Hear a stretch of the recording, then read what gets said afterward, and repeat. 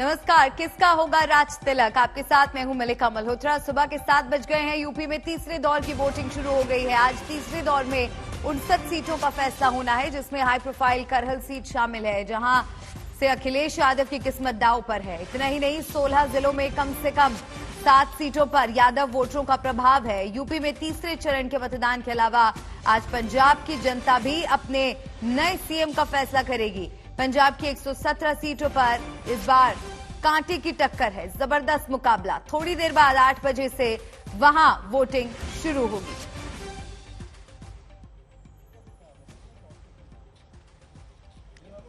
तस्वीरें आपको दिखा रहे हैं। यूपी विधानसभा चुनाव के तीसरे चरण के प्रचार का शोर शुक्रवार को थम गया और आज तमाम उम्मीदवारों की किस्मत दांव पर है। पोलिंग बूथ पर तैयारियां की जा चुकी हैं। इस बार के चुनाव के सबसे बड़े इस चरण के लिए वोटिंग शुरू हो गई है। इस चरण में 16 जिलों की 59 विधानसभा सीटें शामिल हैं। इनमें 13 सुरक्षित सीटें शामिल हैं। कुल 627 उम्मीदवार मैदान में हैं।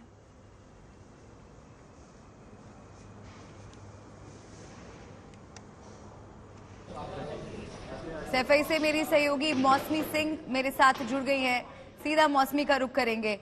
मौसमी, जबरदस्त कांटे का मुकाबला इस बार, किस तरह का माहौल आप देख रहे हैं? हवा का रुख क्या है?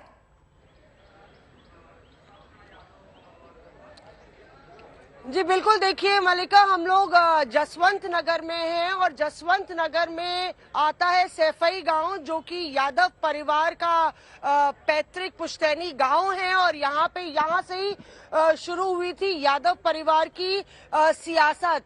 जसवंत नगर वो जगह है जिसकी ऐतिहासिक पृष्ठभूमि की बात कीजिए आप तो 1962 में चले जाइए। 1962 में यहाँ पे एक अखाड़े में दंगल हो रहा था और उस दौरान यहाँ पे नत्थू सिंह आए और उन्होंने वो दंगल देखा। जब उन्होंने वो दंगल देखा तो उसमें मुलायम सिंह यादव, जो महज 22-23 साल के थे, उन्होंने सारे अपने विरोधियों को चारों खाने चित कर दिया था और उसके बाद से ही मुलायम सिंह यादव का जो गुरु शिष्य का रिश्ता था नत्थू सिंह के साथ शुरू हुआ और 28 साल की उम्र में वो यहाँ से विधायकी का चुनाव लड़े और जीते।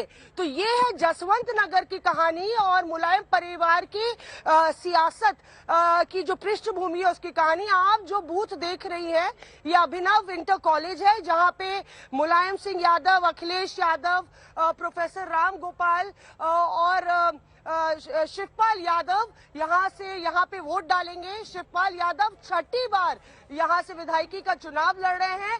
तो देखना बड़ा दिलचस्प होगा, क्योंकि हम लगातार इस इलाके में घूम रहे हैं और दिलचस्प ये भी है कि यहाँ के गमछे बहुत मशहूर हैं। कोई भगवा गमछा पहन के घूमता है और कोई सपा का लाल गमछा, और यहाँ पे गमछे बनते भी हैं।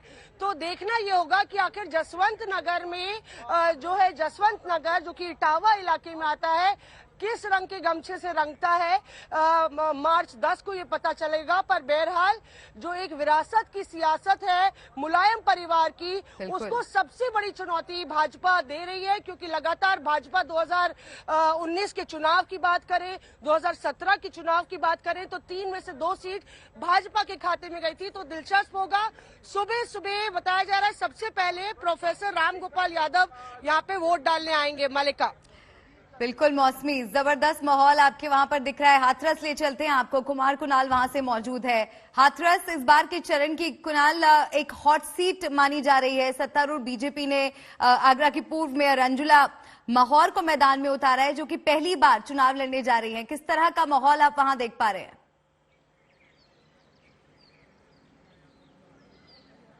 देखिए, मुकाबला तो है ही और मुकाबला त्रिकोणीय भी है।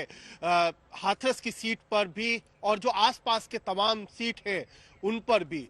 लेकिन हाथरस उस समय पूरी तरह से अंतर्राष्ट्रीय मंच पर आ गया। जिस गांव में हम खड़े हैं ये बूलगढ़ी गांव है। आपको याद होगा सितंबर 2020 जब इसी गांव में एक पूरी घटना ने इसको विश्व मंच पर, विश्व के मानचित्र पर ला करके खड़ा कर दिया था। यहाँ पर शुरुआत बुलगढ़ी गांव के लिए क्यों महत्वपूर्ण है, क्योंकि यहाँ पर आप सुरक्षा का इंतजाम की व्यवस्था आपको हम दिखा रहे हैं पीछे कि किस तरीके से बहुत सख्त है। हालांकि वोटर अभी कम आए हैं, लेकिन ये बूथ ऐसा है जहां पर वोटर महज 800 हैं, लेकिन इस पर नजर हर किसी की है। आपको याद होगा कि तब तमाम नेता, चाहे वो राहुल गांधी, प्रियंका गांधी, अखिलेश यादव और अलग अलग विपक्षी पार्टियों के नेता यहां पर पहुंचे थे, इसी गांव में पहुंचे थे। हालांकि गांव बहुत समृद्ध नहीं है, गांव में अभी गरीबी साफ तौर पर दिखाई देती है, लेकिन जो सेंटर ऑफ अट्रैक्शन है वो इस वजह से है क्योंकि कई सारी चीजों को लेकर के यहां से तय होना है कि यहीं से जो एक तरीके का सियासी माहौल उत्तर प्रदेश में बना था, सुरक्षा को लेकर के भी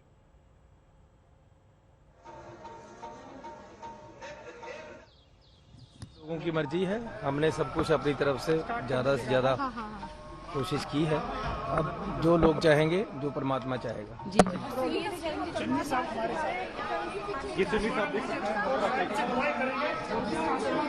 ये तस्वीरें आप देख रहे हैं, सुबह सुबह गुरुद्वारे में मत्था टेकने के लिए पहुंचे हैं। आज उनके लिए भी बहुत महत्वपूर्ण दिन है, या यूं कहा जाए उनके इम्तिहान का दिन है तो गलत नहीं होगा। पंजाब में इस बार कांटे की टक्कर है, आर पार की लड़ाई है।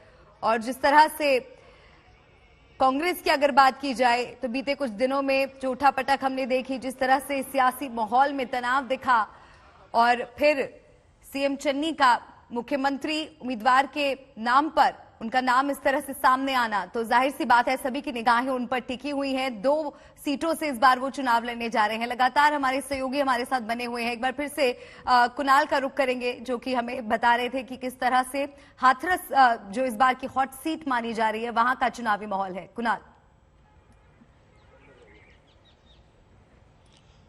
बिल्कुल मल्लिका, मैं बता रहा था कि किस तरीके से ये जो पूरा गांव है वो केंद्र बिंदु में आया, सियासी केंद्र बन गया और उसके बाद लगातार इस पर सियासत भी हुई। और पूरे जो प्रदेश में इस समय चाहे दलित राजनीति की बात हो या बाकी जातिगत समीकरणों की बात हो, तो वहां का सिरा यहीं से जुड़ा हुआ है। और लगभग 1.5 साल पहले जो पूरी घटना हुई उसको लेकर के एक माहौल पूरा गर्म हुआ था और वहीं से चुनावों की भी शुरुआत हुई। और ये जो पश्चिमी उत्तर प्रदेश से लगता हुआ इलाका है हाथरस और अलीगढ़ यहाँ से बहुत दूर नहीं है, तो बहुत सारे समीकरणों को एक साथ समेटता हुआ यहीं से आलू बेल्ट भी शुरू होता है, जिसको कहा जाता है कि यहाँ पर आलू की पैदावार बहुत होती है और आलू ऐसा माना जाता है कि तमाम सब्जियों के साथ होता है। तो यहाँ पर जो बाजी मारेगा वो एक तरीके से, जिस तरीके से आलू का हर सब्जी के साथ गठबंधन होता है, तो शायद ब्रज क्षेत्र में आने वाला हाथरस में इस बार जो चुनाव हो रहे हैं वो काफी अहम माने जा रहे हैं। मैनपुरी से कुमार अभिषेक भी जुड़ गए हैं। कुमार अभिषेक का रुख करेंगे। कुमार अभिषेक, किस तरह की तस्वीरें आप दर्शकों तक पहुंचाएंगे? मतदान का वक्त तो शुरू हो चुका है, क्या वोटर्स के आने का सिलसिला शुरू हुआ? बिल्कुल मल्लिका, हम इस वक्त करहल में हैं। करहल वो सीट है जहां से खुद अखिलेश यादव चुनाव लड़ रहे हैं। और पहले तो मैं आपको दिखा दूं इस कॉलेज का दृश्य, क्योंकि इस कॉलेज का इतिहास भी जुड़ता है मुलायम सिंह यादव से। मुलायम सिंह यादव इस कॉलेज में पढ़े हैं, पढ़ाए हैं, यहाँ के संरक्षक हैं। और करहल जो है वो मैनपुरी की इस वक्त की सबसे हॉट सीट है, क्योंकि खुद अखिलेश यादव यहाँ से चुनाव लड़ रहे हैं और तमाम नजरें इस ओर टिकी हुई हैं कि आखिर इस चुनाव का क्या होगा। लेकिन ये कॉलेज इस मायने में भी अहम है क्योंकि यादव लैंड 1989 से 1989 से लेकर अभी तक अगर कोई जीता है तो सिर्फ कोई ना कोई समाजवादी सोशलिस्ट ही जीता है।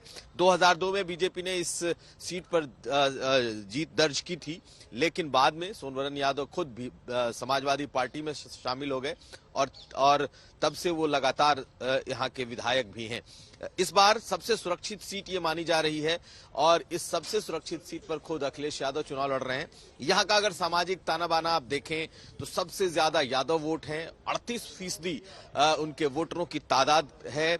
6% मुसलमान हैं, यानी कि लगभग आधे के आसपास या आधे से थोड़ा सा कम जो वोटर हैं वो यादव मुस्लिम हैं। और यही एक बड़ी वजह है कि इसे यादव लैंड का सबसे सुरक्षित सीटों में से एक माना जाता है।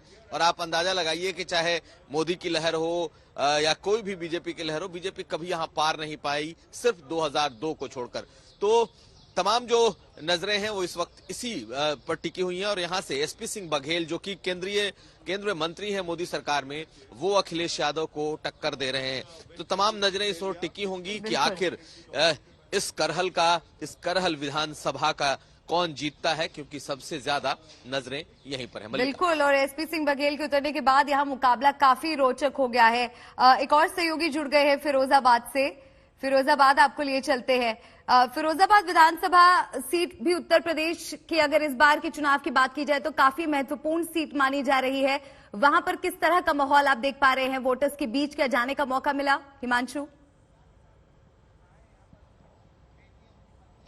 देखिए मल्लिका, मैं आपको बता दूं कि मैं जिस सीट पर हूं, ये सीट पिछली बार बीजेपी ने जीती थी और फिरोजाबाद की 5 में से 4 सीटों पर बीजेपी ने अपना कब्जा किया था। और इस बार समाजवादी पार्टी के जो एक सिंगल विधायक थे हरिओम यादव, वो भी जो है अब बीजेपी में शामिल हो गए हैं। तो एक तरीके से कहा जा सकता है कि 5 सीटों पर बीजेपी का कब्जा हो गया था। चुनाव से पहले हरिओम यादव जो है वो बीजेपी में शामिल हो गए थे। और हरिओम यादव मुलायम सिंह यादव के दूर के समधी भी लगते हैं। 2 बार लगातार जो है वो सिरसा विधानसभा से वो चुनाव जीतकर जो है विधानसभा में पहुंचे हैं। तो कहीं ना कहीं फिरोजाबाद के बारे में ये कहा जा सकता है कि कांच की नगरी है, कांच से बनी ज्यादा से ज्यादा वस्तुएं जो है वो फिरोजाबाद में बनती है। और फिरोजाबाद अगर किसी चीज के लिए मशहूर है तो वो मशहूर है चूड़ियों के लिए। जी हाँ, फिरोजाबाद के अंदर बड़ी खूबसूरत चूड़ियां बनती है। मैं अपने कैमरामैन से कहूंगा कि वो दिखाएं। यहाँ पर लाइन लंबी नहीं है, लेकिन हाँ लाइन लगनी शुरू हो गई है। लगभग 7:10 का समय हो रहा है और ऐसे में यहाँ पर आप देखिए कि मतदाता जो है वो वोट करके जा रहे हैं। आप दिखाएंगे? मैं आपने वोट कास्ट कर लिया जी। क्या मुद्दे रहे हैं आपके वोट के लेकर? किन मुद्दों को ध्यान में रखकर आपने वोट डाला? वोट डालना आज बहुत जरूरी है, अपना वोट नहीं छोड़ना चाहिए जी। और हमें तो अभी ड्यूटी पर भी जाना है, फिर भी वोट डालने आए हैं। मतलब आपका पहले काम से पहले मतदान? जी जी जी। नया नारा आपने दे दिया। पहले होता था कि पहले मतदान फिर जलपान, आपने कहा पहले मतदान फिर और कोई भी काम करना है। ड्यूटी पे भी जाना है, हम आपको बता तो रहे हैं, अभी ड्यूटी पर भी जाना है। लेकिन इस बार कौन से मुद्दे हावी रहेंगे यहाँ चुनाव में? अभी ये नहीं कह सकते हम। देखिए, लोग हिमांशु, ये अच्छी तस्वीर कि सुबह सुबह लोगों के आने का सिलसिला शुरू हो गया है। बिल्कुल। और चमकौर साहिब अब आपको लिए चलते हैं, क्योंकि पंजाब में भी आज सभी 117 सीटों पर मतदान होना है और अशोक सिंघल वहां पर मौजूद हैं, उस सीट से जहां से जीतकर पंजाब के सीएम बने थे चन्नी। इस बार किस तरह की लड़ाई?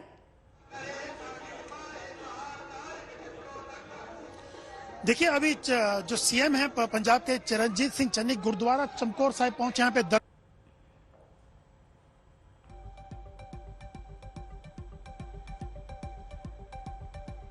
चलिए अशोक सिंघल का दोबारा रुख करेंगे, शायद उनसे कनेक्शन हमारा टूट गया है। सत्येंद्र चौहान लांबी से इस वक्त मौजूद हैं। सत्येंद्र, इस बार कांटे की टक्कर है, रोमांचक मुकाबला है। आप जहां पर मौजूद हैं, किस तरह का माहौल, कैसी तस्वीरें? मल्लिका, रोमांचक और दिलचस्प मुकाबला है पंजाब का। और जिस जगह पर मैं खड़ा हूं, ये पोलिंग स्टेशन कहीं ना कहीं ऐतिहासिक है। आपको ये बताना चाहूंगा कि प्रकाश सिंह बादल, जो कि देश के सबसे वयोवृद्ध नेता हैं और सबसे ओल्ड कैंडिडेट हैं, सबसे ज्यादा उम्र दराज कैंडिडेट हैं, कभी इसी पोलिंग स्टेशन से वो गांव के सरपंच बने थे और सबसे कम उम्र में विधायक बने थे। 11वीं बार वो चुनाव लड़ रहे हैं। 10 बार विधायक रह चुके हैं, यहां से केंद्रीय मंत्री रह चुके हैं, 5 बार पंजाब के मुख्यमंत्री रहे हैं। लेकिन अगर मुकाबले की बात करें तो अब की बार कहीं ना कहीं मुकाबला बेहतर दिलचस्प बना हुआ है। पहले अमूमन ये होता था कि पंजाब में 2 पार्टियां होती थी, भाजपा अकाली गठबंधन और कांग्रेस। लेकिन अब की बार पिछले चुनावों से आम आदमी पार्टी की एंट्री हुई है। इसके अलावा किसान पहली बार अपने संगठन से चुनाव लड़ रहे हैं। इसके अलावा अगर छोटे गठबंधनों की बात करें तो छोटी छोटी पार्टियों ने बड़े बड़े पार्टियों के साथ गठबंधन किया है। कैप्टन अमरिंदर सिंह कांग्रेस को छोड़कर अपनी पार्टी लोक कांग्रेस से भाजपा के साथ गठबंधन कर चुनाव लड़ रहे हैं। अकाली दल बसपा के साथ गठबंधन करके चुनाव लड़ रहा है और किसान मोर्चा है, उन्होंने भी छोटे छोटे गठबंधन किए हैं। अगर पूरे पंजाब की बात करें तो 2 करोड़ 14 लाख मतदाता हैं। हालांकि पंजाब में 8 बजे मतदान शुरू होना है, लेकिन तस्वीरें आप देख सकते हैं काफी अहम ये गांव सीट है और जैसा कि आपने भी कहा दिलचस्प मुकाबला इस बार पंजाब में हमें देखने को मिलेगा। पंजाब के मुख्यमंत्री सीएम चन्नी से बात की मेरी सहयोगी सुप्रिया भारद्वाज ने, सुनिए। आगे जब जाएंगे तो क्या रहेगा यहाँ पर, आपको कैसा लग रहा है? पहली बार लड़ रहे हैं, आपकी लीडरशिप के अंदर जो है चुनाव लड़ा गया, आप मुख्यमंत्री थे। लीडरशिप तो पार्टी की है, पार्टी की लीडरशिप के अंदर कर रहे हैं। लेकिन आप जो है मुख्यमंत्री थे, क्या कहना है आपको कि मतलब 111 दिन मुख्यमंत्री रहे, आगे क्या कहना चाहेंगे जरा? आगे परमात्मा की मर्जी, अब लोगों की मर्जी है। हमने सब कुछ अपनी तरफ से ज्यादा कोशिश की है। अब जो लोग चाहेंगे, जो परमात्मा चाहेगा। तो ये थे चरणजीत सिंह चन्नी जी। आप देख सकते हैं यहाँ इस समय जो है यहाँ पर माथा टेक कर आगे जा रहे हैं। कैमरा पर्सन अभिषेक के साथ सुप्रिया भारद्वाज, आज तक, चमकौर साहब। जी सत्येंद्र, तो आत्मविश्वास से भरपूर भी नजर आ रहे हैं, लेकिन कहीं ना कहीं ये भी उन्होंने कह दिया कि अब जो जनता चाहेगी वो सरमत है। देखिए, सबको मल्लिका यही कहना होगा कि अब जनता है, आज का दिन जनता का दिन होता है और लोकतंत्र की यही खूबसूरती होती है कि पूरे 5 साल के हिसाब किताब लेने का वक्त आज का दिन होता है। अगर पंजाब की बात करें तो 1306 कैंडिडेट पूरे पंजाब में चुनाव लड़ रहे हैं, सिर्फ 93 महिलाएं हैं। यहां पर पंजाब पर थोड़ा सा ये गौर तलब करना होगा कि महिलाओं की भागीदारी अन्य राज्यों की तुलना में पंजाब में काफी कम है। सुरक्षा व्यवस्था भी आपको दिखा देता हूं, क्योंकि अब की बार तमाम राजनीतिक दलों ने बड़ी बड़ी चुनाव आयोग से शिकायतें की हैं और ये बादल गांव है, इसी गांव में हरसिमरत कौर बादल, प्रकाश सिंह बादल, सुखबीर बादल, मनप्रीत बादल, यानी कि पूरा बादल परिवार इसी स्कूल में वोट डालता है और यहां पर सुरक्षा व्यवस्था कड़ी की गई है। 2.5 लाख के करीब कर्मचारियों को चुनाव ड्यूटी पर लगाया गया है। और मुद्दों की बात करें तो अब की बार मुद्दे लगातार बदलते गए हैं। चुनावों से पहले बेरोजगारी मुद्दा थी, नशाखोरी पंजाब के अंदर मुद्दा थी, लेकिन जैसे जैसे चुनाव पास आते गए कहीं ना कहीं जातिगत, फिर धार्मिक, और कल ही चुनाव आयोग ने दिल्ली के जो मुख्यमंत्री हैं अरविंद केजरीवाल के खिलाफ FIR दर्ज करने के भी आदेश दिए हैं। तो अब की बार जो ये चुनाव था कहीं ना कहीं तनाव भरा था और जिस तरीके से शब्द बाण एक दूसरे दलों के ऊपर छोड़े जा रहे थे, उसमें चाहे प्रधानमंत्री मोदी हो, दिल्ली के मुख्यमंत्री अरविंद केजरीवाल हो, पूर्व मुख्यमंत्री प्रकाश सिंह बादल हो, या फिर कांग्रेस पार्टी के नवजोत सिंह सिद्धू, चरणजीत सिंह चन्नी हो, किसी ने भी कोई कोर कसर बिल्कुल सत्येंद्र। और हिमांशु का रुख कर लेते हैं, फिरोजाबाद में वो इस वक्त मौजूद हैं। हिमांशु, मैं पिछले 22 वर्षों से सार्वजनिक जीवन के अनुभव से ही कह सकता हूं कि ऐसा काम कभी किसी ने नहीं किया। लेकिन मनीष जी, विपक्ष तो कह रहा है कि बेरोजगारी भी है, महंगाई भी बढ़ती हुई है, पेट्रोल के दाम 100 रुपए जाएंगे, ये किसी ने सोचा भी नहीं था। जब आप विपक्ष में थे तब आप ये कहा करते थे, पेट्रोल को लेकर आप धरने किया करते थे 70 रुपए पे, अब तो 95 रुपए से ऊपर हो गया। देखिए, पेट्रोल की कीमत बढ़ी है, लेकिन 2.5 लाख रुपए के 44,000 से ऊपर मकान फिरोजाबाद में मिले हैं। राशन निःशुल्क मिला है, उसमें रिफाइंड भी मिला है। लेकिन ये सब कोई ऐसा करके, मैं ये नहीं कहता कि किसी न किसी अपनी जेब से दे दिया। माननीय मुख्यमंत्री जी ने अनेक बार सदन में ये कहा है कि जनता का पैसा बचाया है। पहले 6.5 रुपए किलो गेहूं और 9.25 रुपए किलो चावल, उस पर भी कालाबाजारी होती थी। 2 रुपए किलो गेहूं, 3 रुपए किलो चावल, और इतना अच्छा सिस्टम रहा है PDS का। आप ये समझिए कि पेंशन 300 रुपए से बढ़ाकर 1000 रुपए हो गई, बेटियों की शादी 55,000 रुपए कर दी। लेकिन मुख्य मुद्दे क्या हैं आपके चुनाव के अंदर? मेरा मुख्य मुद्दा एक ही है कि जैसे बेटा अपने माता पिता की सेवा करता है, क्योंकि माता पिता ने उसको जन्म दिया होता है, ऐसे ही जनता मुझको या किसी भी जनप्रतिनिधि को जन्म देती है। जातीय समीकरण कहीं हावी तो नहीं हो जाएंगे इस चुनाव में आपके? मनीष श्रीजा, भारतीय जनता पार्टी से उम्मीदवार। यूपी में तीसरे दौर के लिए 59 सीटों पर वोटिंग जारी है। आधा घंटा पूरा हो चुका है। सुबह सुबह पोलिंग बूथ पर लोगों का आना जाना है। करहल सीट पर भी मतदान हो रहा है, जहां से अखिलेश यादव मैदान में हैं। जसवंत नगर से उनके चाचा की किस्मत का भी फैसला होगा। सीएम योगी ने भय मुक्त, दंगा मुक्त, अपराध मुक्त प्रदेश के लिए मतदान करने की अपील की। और साथ ही आपको बता दें कि आज पंजाब में भी सभी 117 विधानसभा सीटों पर मतदान होना है। आधे घंटे बाद मतदान शुरू होगा। यहां सभी 177 सीटों पर चुनाव है। मतदान के पहले सीएम चरणजीत सिंह चन्नी ने गुरुद्वारे में मत्था टेका। आज तक से बातचीत में उन्होंने कहा कि उन्होंने काम किया, अब जनता की बारी है। पंजाब में दिग्गज सिद्धू, प्रकाश सिंह बादल, सुखबीर सिंह बादल और भगवंत सिंह मान की भी किस्मत दांव पर है।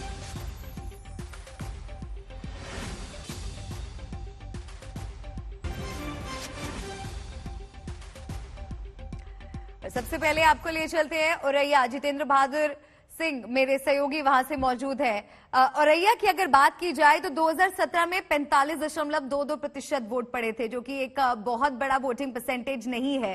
इस बार क्या लग रहा है, क्या लोग बढ़ चढ़कर मतदान में भाग ले रहे हैं? किस तरह की तस्वीरें आप देख पा रहे हैं?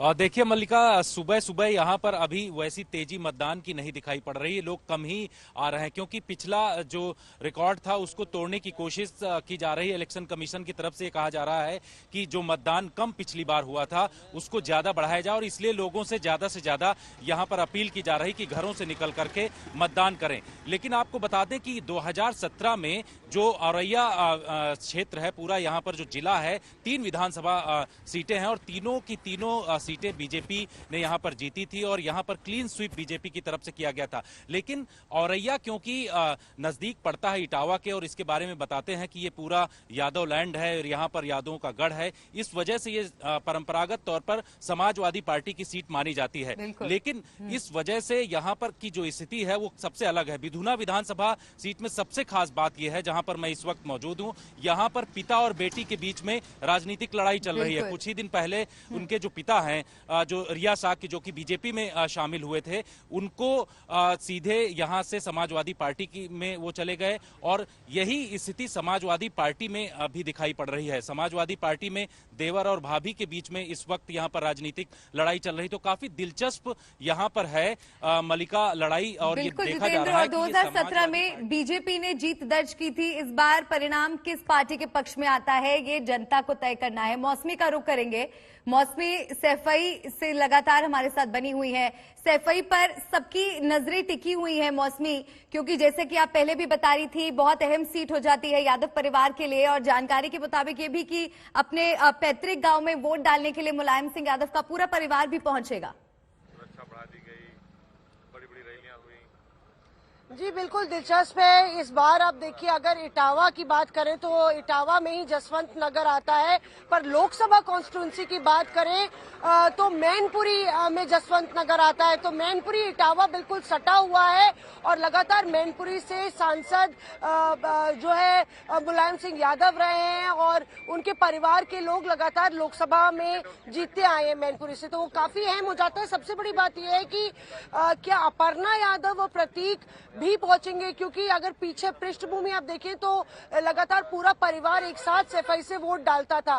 तो ये बहुत महत्वपूर्ण हो जाता है। ये बात करते हैं तेज प्रताप से। तेज प्रताप प्रभारी भी है करहल के, और लगातार कारपेट बॉम्बिंग यादव परिवार की करहल में हो रही थी, जहां पे अखिलेश लड़ रहे हैं। तेज प्रताप मैनपुरी से सांसद भी रहे हैं। तेज, किस तरह से आप देखते हैं, क्योंकि काफी बड़ी चुनौती है, कहा जा रहा है कि अप्रत्याशित रूप से इस बारी आपकी जो विरासत है उसको बचाए रखने की चुनौती मुलायम सिंह यादव के परिवार के सामने। देखिए, मैनपुरी के लोगों ने समाजवादी पार्टी और नेताजी को हमेशा बहुत आगे लेके गए हैं, और इस बार भी करहल के चुनाव में अखिलेश जी बड़े मार्जिन से चुनाव जीत के आएंगे। बीजेपी का कोई सपोर्ट वहां नहीं हो रहा है, केवल जो है प्रशासन के दम पर और रूमर्स फैलाकर चुनाव खराब करने का बहुत प्रयास उन्होंने किया। और आज जब वोटिंग हो रही है तो मैं समझता हूँ बड़ी तादाद में लोग निकल के आएंगे और समाजवादी पार्टी को बिल्कुल यही उम्मीद हम भी कर रहे हैं कि बढ़ चढ़कर लोग अपने घरों से निकलें। और जी नेताजी भी गए प्रचार करने के लिए, तो क्या जरूरत आन पड़ी? नेताजी की पार्लियामेंट्री कॉन्स्टिट्यूंसी है, और अगर लोगों की बात करेंगे, अभी जब नेताजी नहीं आ रहे थे तो बीजेपी के लोग कह रहे हैं नेताजी को जानबूझ के रोका हुआ है। तो ये लोगों का प्यार है, लोगों की मांग थी, उनका पार्लियामेंट्री कॉन्स्टिट्यूएंसी है, तो इसलिए वो आए और जनता कहीं और प्रचार करने नहीं गए। क्या भाजपा कह रही है करहल हार रहे हैं अखिलेश यादव? भाजपा तो कुछ भी कह सकती है, भाजपा तो अभी 1 लाख से हरा देगी बातों में, लेकिन जब 10 मार्च को रिजल्ट आएगा तो उसकी जवाबदेही कौन करेगा? इसकी भाजपा जवाब देगी। विक्ट्री मार्जिन कितना होगा अखिलेश यादव का, अगर आपको लगता है कि जीत रहे हैं? बड़ा मार्जिन होगा विक्ट्री का, और पिछली बार से काफी बड़ा होगा, और हो सकता है जमानत भी जब्त भारतीय जनता पार्टी की हो जाए। जी, तो आप सुन रही है मालिका किस तरह से लगातार विक्ट्री मार्जिन की बात शिवपाल यादव भी कर रहे हैं कि जसवंत नगर और करहल में कंपटीशन है, भाजपा से हमारा कंपटीशन नहीं है। शिवपाल का ये कहना है कि जसवंत नगर का विक्ट्री मार्जिन बड़ा होगा कि करहल का, ये देखना होगा। पर ये सच है कि इस बार पूरा यादव परिवार चाहे वो राम गोपाल हो, चाहे वो शिवपाल हो, और चाहे वो मुलायम सिंह यादव हो या अखिलेश यादव हो, लगातार करहल में प्रचार जिस तरह से कर रहे हैं, कहीं ना कहीं लगातार उनको सामने उनकी चुनौती है भाजपा की तरफ से, क्योंकि न सिर्फ अमित शाह, योगी आदित्यनाथ, केशव प्रसाद मौर्य, सब लोग भाजपा के तमाम नेता उतर आए थे करहल की धरती पर। करहल जो एक रणभूमि बन गई थी, और यही वजह है कि जसवंत नगर भी बहुत इम्पोर्टेंट हो जाता है, क्योंकि कहीं ना कहीं चाचा भतीजे की जोड़ी इस बार साथ है। मलिका, बिल्कुल, और उत्तर प्रदेश की बात तो हम लगातार कर ही रहे हैं, अब पंजाब की भी बात कर लेते हैं, क्योंकि वहां पर भी सुबह 8 बजे से मतदान शुरू हो जाएगा। सीएम चन्नी सुबह सुबह गुरुद्वारे में मत्था टेकने के लिए पहुंचे, और ये उस वक्त की तस्वीरें हम दर्शकों को दिखा रहे हैं। हमारी सहयोगी सुप्रिया ने बातचीत भी की मुख्यमंत्री चन्नी से, वो भी आपको सुनाएंगे। लेकिन उनका यही कहना था कि हमने काम किया, हमने कोशिश की, जनता के बीच वो पहुंचे, और हालांकि सीएम चन्नी को वक्त बहुत कम मिला अपने आप को साबित करने का, इसलिए उनके लिए ये चुनौती और भी बड़ी हो जाती है। और इस बार जिस तरह से चुनावी समीकरण हम पंजाब में देख रहे हैं, काफी दिलचस्प, काफी रोमांचक मुकाबला वहां पर होने वाला है। काफी माथापच्ची के बाद कांग्रेस ने अपने सीएम उम्मीदवार के नाम का ऐलान किया था। मुख्यमंत्री चन्नी का नाम एक बार फिर से सामने आया, जिसके जरिए जो 32% पंजाब में दलित वोटर्स हैं, उनको साधने की कोशिश कांग्रेस पार्टी की तरफ से की गई। लेकिन कांग्रेस पार्टी के दलित चेहरा यानी कि मुख्यमंत्री चन्नी का जवाब बाकी पार्टियों के पास है या नहीं, और इस बार जनता किसके पक्ष में वोट देती है, किसकी जीत होगी, इसका इंतजार करना होगा 10 मार्च तक। चरणजीत सिंह चन्नी जी यहाँ पर जो पहुंचे हैं, सर आप गुरुद्वारा साहब आए हैं, कुछ कहना चाहेंगे? आज सुबह सुबह मैं गुरुघर आया हूँ, गुरुद्वारा कतलगढ़ साहब, चमकौर साहब में। तो माथा टेकना है, सबके भले की मांग करनी है, पंजाब का भला हो, पंजाब की तरक्की हो, पंजाब में आने वाली सरकार बहुत अच्छी बने। कड़ा प्रसाद भी लेके आए हैं, पीछे यहाँ पे दिख रहा है कि पीछे कड़ा प्रसाद लेके आए हैं। वो मनता है कि गुरुघर में आओ तो प्रसाद घर से लेकर आना। परीक्षा आगे जब है, आप जब जाएंगे तो क्या रहेगा यहाँ पर, आपको कैसा लग रहा है? पहली बार लड़ रहे हैं, आपकी लीडरशिप के अंदर जो है चुनाव लड़ा गया, आप मुख्यमंत्री थे। लीडरशिप तो पार्टी की है, पार्टी की लीडरशिप के अंदर कर रहे हैं। लेकिन आप जो है मुख्यमंत्री थे, क्या कहना है आपको कि मतलब 111 दिन मुख्यमंत्री रहे, आगे क्या कहना चाहेंगे जरा? आगे परमात्मा की मर्जी, अब लोगों की मर्जी है। हमने सब कुछ अपनी तरफ से ज्यादा कोशिश की है, अब जो लोग चाहेंगे, जो परमात्मा चाहेगा। अब चलिए आपको कन्नौज लिए चलते हैं। संतोष शर्मा वहां पर मौजूद हैं, और कन्नौज भी एक अहम सीट इस बार, सभी की निगाहें कन्नौज पर भी टिकी हुई हैं। पोलिंग बूथ पर आप इस वक्त मौजूद हैं। संतोष, तस्वीरें दिखाइए। देखिए, कन्नौज की जो सुरक्षित सीट है वहां पर ये मौजूद हूँ। एसबीएस इंटर कॉलेज है, यहाँ पर सुबह से लोगों के अंदर उत्साह दिखाई पड़ रहा है। ये कन्नौज के शहरी इलाके की ये सीट है, और जहां पर हम ये मौजूद है, पोलिंग सेंटर भी मौजूद है। यहाँ पर देखिए आप, लाइनें लग गई हैं, महिलाएं हैं, पुरुष हैं, नौजवान हैं, सभी लोग यहाँ पर आ रहे हैं। अगर कन्नौज की बात करें तो कन्नौज इत्र नगरी, तंबाकू के लिए मशहूर और आलू की सबसे बड़ी बेल्ट अगर कही जाए आलू उत्पादन की, तो कन्नौज सबसे बड़ी बेल्ट में रही रहती है।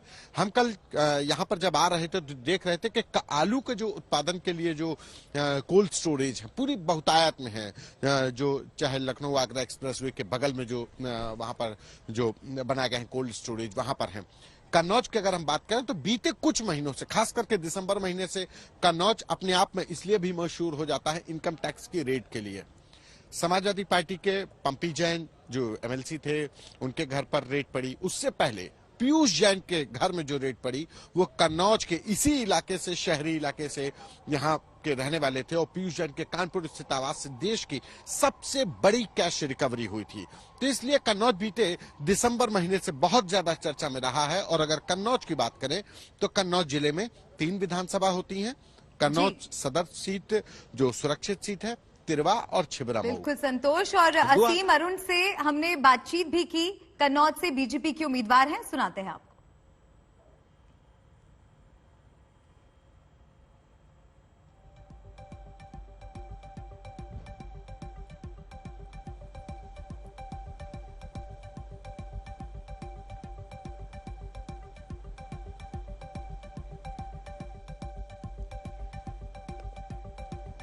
तो कन्नौज में असीम अरुण को जिताना बीजेपी के लिए एक प्रतिष्ठा का मुद्दा भी बना हुआ है। बीजेपी के उम्मीदवार हैं कन्नौज से, और जैसा कि संतोष भी लगातार आपको बता रहे थे कि महत्वपूर्ण सीट है और किस तरह के वहां के चुनावी समीकरण है। इत्र नगरी कन्नौज में इस बार जबरदस्त सियासी घमासान देखने को मिल रहा है, क्योंकि चुनाव से ठीक पहले इत्र कारोबारियों पर कार्रवाई और छापेमारी ने भी इस शहर की राजनीतिक प्रोफाइल बढ़ाने में खासी भूमिका निभाई। देश और दुनिया की निगाहें लगी हैं वो है कन्नौज की सदर सीट। वजह यहां से पूर्व आईपीएस असीम अरुण बीजेपी से मैदान में है। पुलिस की पारी खेलने के बाद अब राजनीति में असीम अरुण हाथ आजमा रहे हैं। हमारे साथ बात करने के लिए असीम जी खुद ही हैं। सुबह सुबह मंदिर में पूजा करने के बाद असीम जी खुद निकले हैं। सर, पुलिस की पारी के बाद राजनीतिक पारी की शुरुआत, कितना जीवन में तब्दीली आई और कन्नौज में क्या होगा? जीवन के जो मूल सिद्धांत हैं उसमें तो कोई तब्दीली नहीं है, तो ना ही होने देंगे। ईमानदारी से काम करें, सबसे शिष्टाचार का व्यवहार करें, सबको साथ लेके चलें, जो काम करें उसको परफेक्शन मुकम्मल तरीके से करें। ये कुछ मूल सिद्धांत हैं जो मेरे माता पिता ने सिखाए, उनको मैं संजो के रखता हूँ। पुलिस में भी रखे तो ठीक काम रहा और अब राजनीति में भी रखूंगा। जो बदलाव है पुलिस में, सरकार में ज्यादातर काम आदेश पे होता है और राजनीतिक पार्टी में सारा काम अनुरोध पे होता है।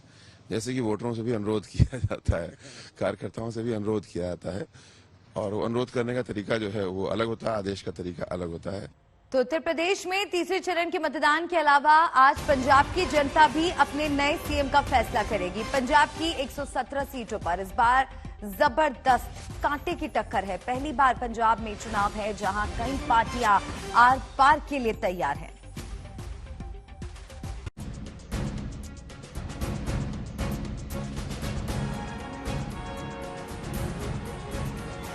अब आ गए हैं पंजाब विधानसभा के बाहर। यहां पर कांग्रेस का बहुमत होगा, आम आदमी पार्टी होगी, बीजेपी होगी या फिर अकाली होंगे। 117 विधानसभा सीटों पर 23 जिलों की मतदान इस समय चल रहा है। 83 सीटें यहां पर जनरल यानी कि सामान्य वर्ग की हैं, जबकि 34 आरक्षित यानी कि रिजर्व कैटेगरी की सीटें हैं। कुल 117 सीटों पर 1304 उम्मीदवार हैं। वोटर 2 करोड़ 14 लाख है। मतदान केंद्र 24,740, जहां पर जबरदस्त वोटिंग चल रही है। 1 करोड़ 13 लाख पुरुष और 1 करोड़ 2 लाख महिला मतदाता इन 1304 उम्मीदवारों की किस्मत का फैसला कर रहे हैं। अब 2017 विधानसभा चुनाव की जो तस्वीर है वो ये है कि कांग्रेस सबसे बड़ी पार्टी थी, 77 सीटों के साथ उसने अपनी सरकार बनाई थी। अकाली दल 15 पर सिमट गई थी और बीजेपी 3 पर, यानी कि अकाली और बीजेपी तब साथ में थे, अब अलग अलग है। बड़ी पार्टी के रूप में यहां उभरी थी आम आदमी पार्टी, जो 20 सीटें हासिल कर चुकी थी और इसी के सहारे अब उसे ये उम्मीद है कि वो ज्यादा आगे बढ़ जाएगी। लोकसभा चुनाव 2019 में अगर हम इसी रुझान को देखें तो बढ़त 69 सीटों पर कांग्रेस को, 14 पर बीजेपी को, अन्य 6, आम आदमी पार्टी 8 और अकाली दल 20। इस तरह से ये प्रोजेक्शन अभी हो रहा है। जो हाई प्रोफाइल सीटें हैं उसमें बतौर सबसे पहले चरणजीत सिंह चन्नी कांग्रेस के मुख्यमंत्री पद के उम्मीदवार और लाभ सिंह आम आदमी पार्टी की तरफ से उन्हें दे रहे हैं टक्कर। लेकिन 2 सीटों पर चरणजीत सिंह चन्नी जो हैं वो सतनाम सिंह राही अकाली दल से भी यहां पर हैं, जो मुकाबले को त्रिकोणीय बना रहे हैं। चन्नी एक बार फिर से चमकौर साहिब से चुनाव लड़ रहे हैं, 2 सीटों पर लड़ रहे हैं और यहां चरणजीत सिंह उन्हीं के हमनाम आम आदमी पार्टी से और दर्शन सिंह जो है वो बीजेपी से टक्कर दे रहे हैं। एक और पंजाब के पूर्व मुख्यमंत्री अकाली दल के पूर्व प्रमुख प्रकाश सिंह बादल लंबी से चुनाव लड़ रहे हैं। उनकी परंपरागत ये सीट है। गुरमीत सिंह आम आदमी पार्टी से और जगपाल सिंह कांग्रेस से उन्हें टक्कर दे रहे हैं। अमरिंदर सिंह, कैप्टन अमरिंदर सिंह पटियाला उनका गढ़ रहा है, उनकी सीट रही है।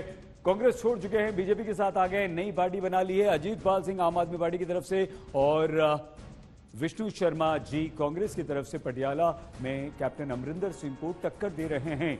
एक बहुत महत्वपूर्ण चेहरा पंजाब का पूरे पंजाब चुनाव में कांग्रेस के प्रदेश अध्यक्ष नवजोत सिंह सिद्धू अमृतसर ईस्ट से चुनाव लड़ रहे हैं। विक्रमजीत सिंह मजीठिया अकाली दल के बड़े नेता और दोनों नामी गिरामी नेता हैं, लेकिन आम आदमी पार्टी ने जीवन ज्योत कौर को भी मैदान में उतार दिया है। भगवंत मान आम आदमी पार्टी के मुख्यमंत्री पद के उम्मीदवार और दलवीर सिंह गोल्डी कांग्रेस की तरफ से उन्हें टक्कर दे रहे हैं, जबकि अकाली दल की तरफ से प्रकाश चंद गर्ग भी यहां पर हैं। ये त्रिकोणीय मुकाबला क्या होगा ये देखने वाला होगा। एक बड़े नेता और किसानों के आंदोलन के बाद संयुक्त किसान मोर्चा के नेता बलबीर सिंह राजेवाल समराला से, जगतार सिंह आम आदमी पार्टी की तरफ से उन्हें टक्कर दे रहे हैं। चरणजीत सिंह ढिल्लन यहां अकाली दल की तरफ से मैदान में हैं। 117 सीटों के लिए पंजाब विधानसभा में जबरदस्त वोटिंग चल रही है। आम आदमी पार्टी कांग्रेस में जबरदस्त मुकाबला हो रहा है। अब पंजाब विधानसभा में कौन पक्ष में कौन विपक्ष में बैठेगा इसका निर्णय हो जाएगा 10 तारीख।